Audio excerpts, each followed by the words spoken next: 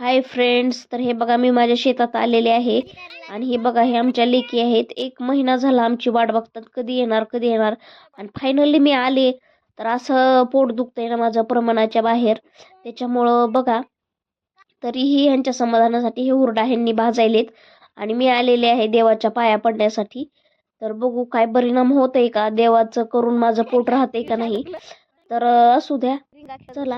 आणि ह्या खूप खुश असतात आम्ही आल्यानंतर, कारण त्यांना खूप आवड म्हणजे त्यांचं खूप प्रेम आहे आमच्यावरती. तर असू द्या चला. हे बघा सासूबाई बसलेले आहेत, हुरडा भाजतात त्या. पलीकडे ह्यांनी हुरडा भाजलेला हातावर चोळतेत, पण माझ्या पोटात दुखल म्हणून भीतीपोटी मी खायना झाले. आणि असंच झालंय माझी कंडिशन. आज 8-10 दिवस झालं, 10 दिवसाच्या वर झाले तरी तेच चाललंय. गुळा पण भाजलेला आहे आणि बसले थोडं सहन होते तेवढं करते. आणि मला असं सगळ्यांसोबत एन्जॉय करायला लय आवडते, फॅमिली सोबत. आणि त्यासाठी मी आलेले होते, पण काय पोट मला दुखणं माझं सुधरू देण्यात झाले. त्यामुळं बघा हे अशी शेकोटी काय म्हणतात ते केली होती, आगाट काहीतरी म्हणतात ह्याला, काय म्हणतात मला माहित नाही. तर बघा ही छोटीशी आमची पिहू आणि ही मोठी सोनू.